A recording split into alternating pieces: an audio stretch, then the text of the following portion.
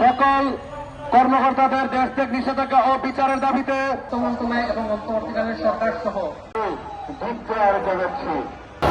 ফ্যাসিবাদ প্রতিরোধ কর্তৃক আয়োজিত আজকের এই মানববন্ধন কর্মসূচি ও প্রতিবাদ সমাবেশ থেকে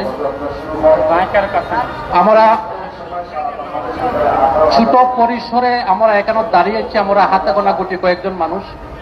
তার আগে আমি বলতে চাই, আজকে আমরা যে বিষয়টির জন্য এখানে দাঁড়িয়েছি, জুলাই গণ অভ্যুত্থান পরবর্তীতে আমরা যতটুকু আশাবাদী ছিলাম বা আমরা যারা জুলাই আন্দোলনে আমাদের জীবন, আমাদের আপনজন, পাড়া প্রতিবেশী ভাই বন্ধুরা, বিভিন্ন স্তরের ছাত্র জনতা সহ যারা এই জুলাই গণ অভ্যুত্থানে স্বৈরাচারের পতনে যাদের জীবন বিলীন করেছে, আমরা আশাবাদী ছিলাম বর্তমান অন্তর্বর্তীকালীন সরকার স্বৈরাচার মুক্ত আমরা বাংলাদেশ একটি সুন্দর দেশ করতে পারব। কিন্তু জুলাই গণ অভ্যুত্থানের আজ প্রায় ১.৫ বছরের কাছাকাছি আমাদের সামনে চলে, এমত অবস্থায় আমরা কোনোভাবেই স্বৈরাচার মুক্ত হতে পারি নাই। একই জায়গাতেই গত মাসের ৮ সেপ্টেম্বর আজকে যে বিষয়টিকে নিয়ে দাঁড়িয়েছি, সেই বিষয়টিকে নিয়ে দাঁড়িয়েছিলাম মানববন্ধন প্রতিবাদ করার জন্য। তখন সেই মানববন্ধন থেকে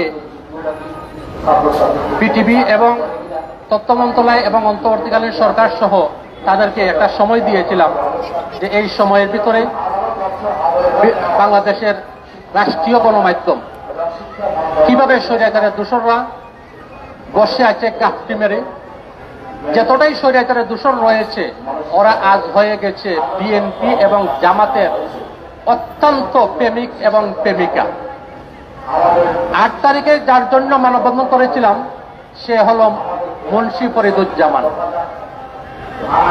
তো সেই মানববন্ধন থেকে দাবি উঠানোর পর সেই ফরিদুজ্জামানকে বিটিভি থেকে তার দায়িত্ব থেকে সরিয়ে দেওয়া হয়েছে। সেটা তখনকার সময়ে বিভিন্ন গণমাধ্যমে এসেছে।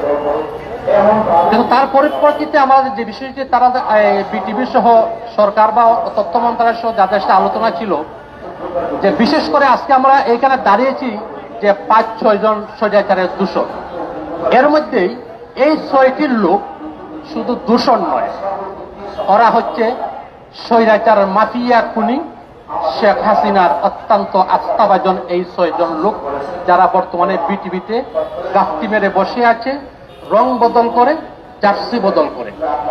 বিসমিল্লাহির রহমানির রহিম। ফ্যাসিবাদ প্রতিরোধ আন্দোলনের সংগ্রামী সভাপতি, বিশিষ্ট সাংবাদিক ও পেশাজীবী নেতা অলিদ তালুকদার সহ এই সংগঠনের বিভিন্ন স্তরের নেতৃবৃন্দ, উপস্থিত সাংবাদিক সহকর্মী বন্ধুগণ, আসসালামু আলাইকুম।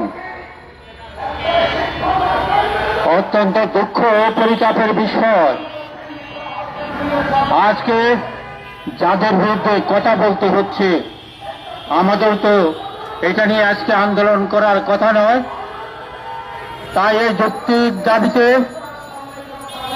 প্রতিরোধ আন্দোলন আজকে রাজপথে নেমেছে।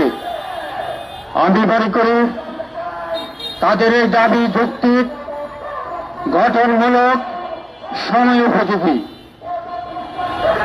এখনো যারা পৃথিবীতে নিয়োজিত পেশিবাদের দোষকদের বিরুদ্ধে ব্যবস্থা গ্রহণ করেনি, আমি তাদের তীব্র নিন্দা জানাচ্ছি, প্রতিবাদ জানাচ্ছি, ধিক্কার জানাচ্ছি।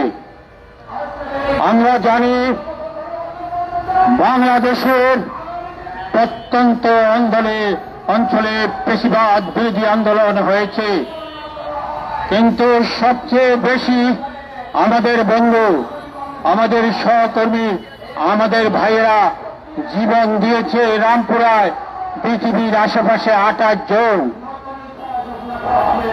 এই আন্দোলনের বিরুদ্ধে পেশিবাদ তৎকালে পৃথিবীতে বসে বসে শখ সাজিয়ে গুলি করে অত্যাচারের স্টিম রোলার চালিয়ে আমাদের বন্ধুদের হত্যা করেছে। আমরা সেটা এখনো ভুলিনি, ভুলি নাই, ভুলব না। দুঃখজনক হলেও সত্য, অলিক তালুকদার এমন একজন লোক যে এই দেশের পেশাজীবী আন্দোলনের অন্যতম শীর্ষ নেতা সিপাহ সালার, ঢাকা বিশ্ববিদ্যালয়ের সাবেক ভিসি এমাজউদ্দিন আহমেদের খুবই স্নেহভাজন ছিলেন। আমি দেখেছি, আমরা দেখেছি, সেই সময় তার আন্দোলন সংগ্রাম ছিল ঘোরদার।